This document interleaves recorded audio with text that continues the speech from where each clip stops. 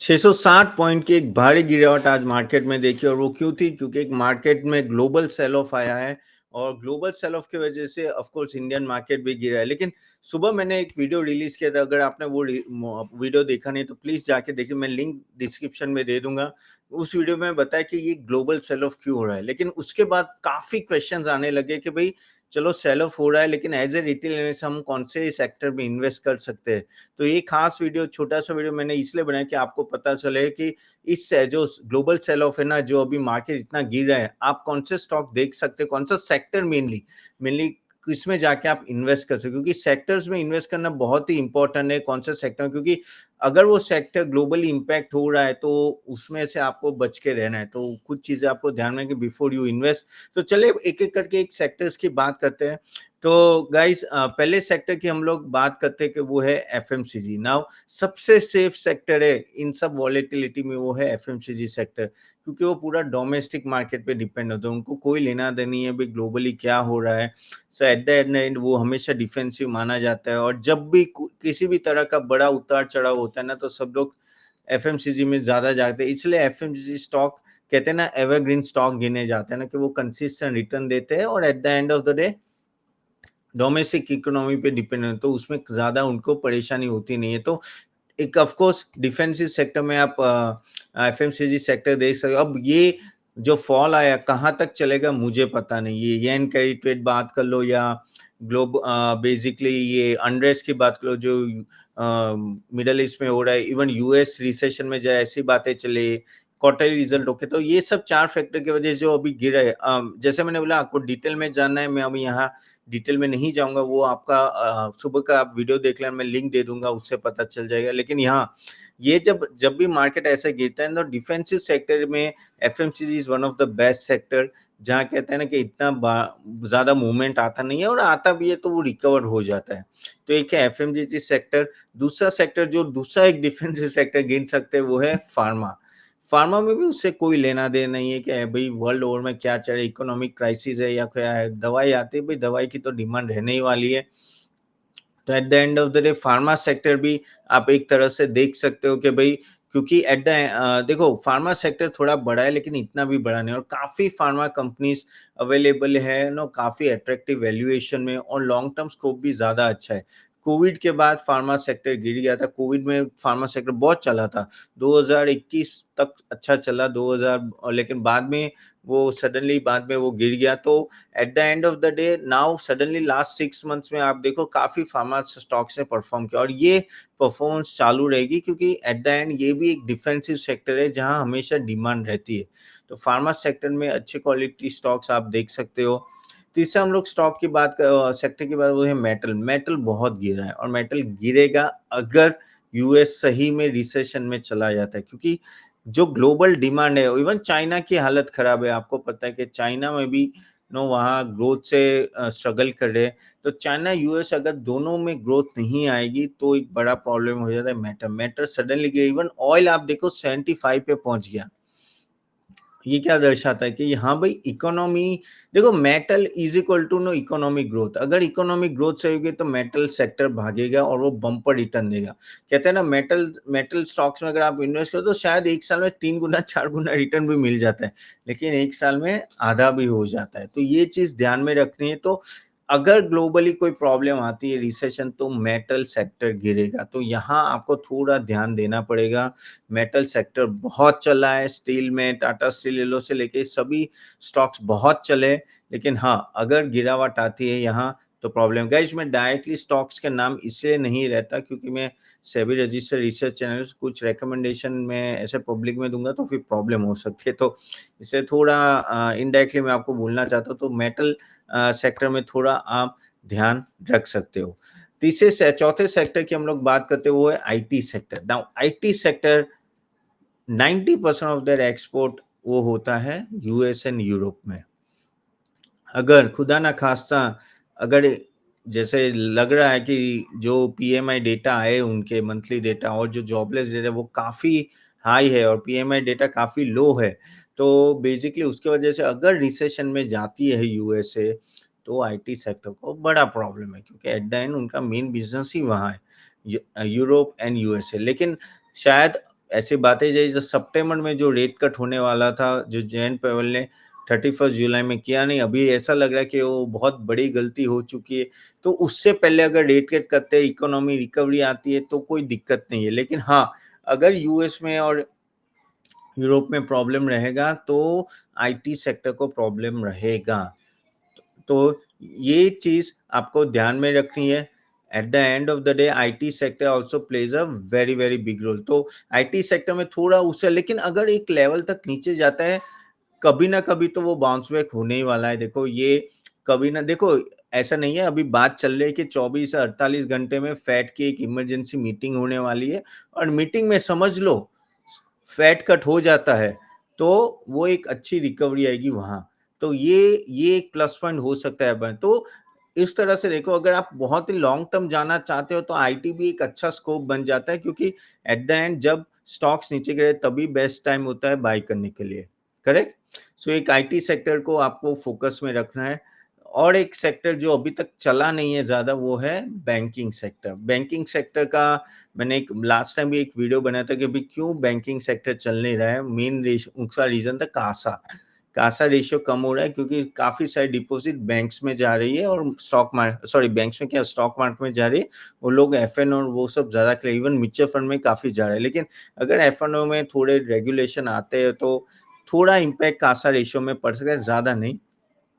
लेकिन overall stock market will do well over the time. So banks में, लेकिन ऐसा नहीं कि बैंक्स अच्छे स्टॉक्स नहीं है, वो अभी बढ़े ही नहीं है। तो एज ए इन्वेस्टर आप बैंकिंग स्टॉक्स भी आप देख सकते हो ओवरऑल, क्योंकि banking sector no over the time grow होगा। लेकिन हाँ, अभी वो चल रहे हैं। तो कासा रेशियो का एक वो फैक्टर हमेशा आपको ध्यान में रखना है before you invest in the bank. But banking is one of the sector no, where which is much more at a safer valuation, and you can think about of investing also.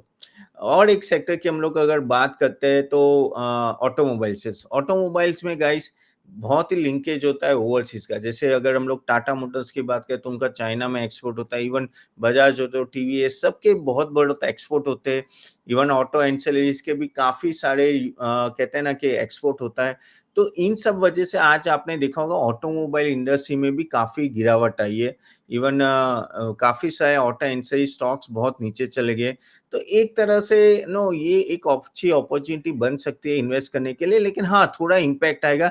लेकिन अगर ये middle east का जो अभी problem लगा है कि जो वॉर की बातें अगर वो लंबी हो गई और वहां अगर डिस्टरबेंस आ गया, सप्लाई चेन में डिस्टरबेंस आ गया, तो ऑटो सेक्टर में भी एक बड़ी मार आ सकती है। लेकिन हाँ, अगर हम लोग बात करें कि ये एक सख्तु जैसे ईरान इजराइल का कुछ इशू ना हो और ओवरऑल यूएसए का भी मैटर सलट जाए, तो ऑटो एंसिलरी कंपनीज भी वापस है। ऑटो एंसिलरीज आज बहुत गिरी थी और इन सब का भी, जैसे बड़ी बड़ी ऑटोमोबाइल्स कंपनी का भी एक्सपोर्ट है। इलेक्ट्रिक व्हीकल, इलेक्ट्रिक व्हीकल के लिए जो जो कंपोनेंट है काफी सारा इंपोर्ट भी होता है। तो इसलिए थोड़ी घबराहट है अभी ऑटोमोबाइल इंडस्ट्री में, भाई क्या इम्पैक्ट आ सकता है इनका। So this is what you have to keep in mind for auto ancillaries। Chemical industry की बात है तो केमिकल इंडस्ट्री अगर हम लोग पीछे 1-2 महीने में हमने अच्छी खासी रिकवरी देखी केमिकल सेक्टर में।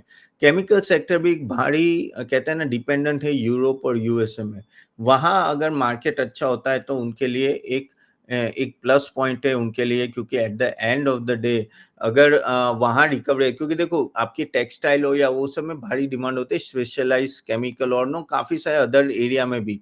तो अगर यूएस एंड यूरोप में अगर प्रॉब्लम हो, खास करके यूएसए में, तो केमिकल सेक्टर को वापस मार्क पड़ सकती है जिस तरह से उसने रिकवर किया। लेकिन यहाँ एक पॉइंट है कि अगर जैसे देखो at the end of the day Fed भी चाहेगा कि भाई इकोनॉमी रिसेशन में ना जाए, तो अगर वो इमरजेंसी रेट कट करती है, जैसे टू था आई थिंक लास्ट 2002 में ये नहीं 2011 के आसपास शायद हुआ था, जब वो ट्रेड सेंटर गया था तब ग्रीन्सपैन ने किया था। लेकिन हाँ, अगर उस तरह का कुछ हो जाता है और वापस इंटरेस्ट कट से इकोनॉमी संभल जाए तो बात आ रही है, तो फिर केमिकल सेक्टर को फायदा। लेकिन हाँ, केमिकल सेक्टर भी काफी हद तक डिपेंडेंट है। अभी जब हम लोग ऑयल की बात करते हैं तो ऑयल जो ऑलरेडी काफी ऊपर था 86, अभी वो 75 पहुंच गया। तो उससे काफी सारी पेंट इंडस्ट्री को, एशियन पेंट्स, नेरोलैक और उन सबको फायदा होगा, बर्जर एंड ऑल दैट।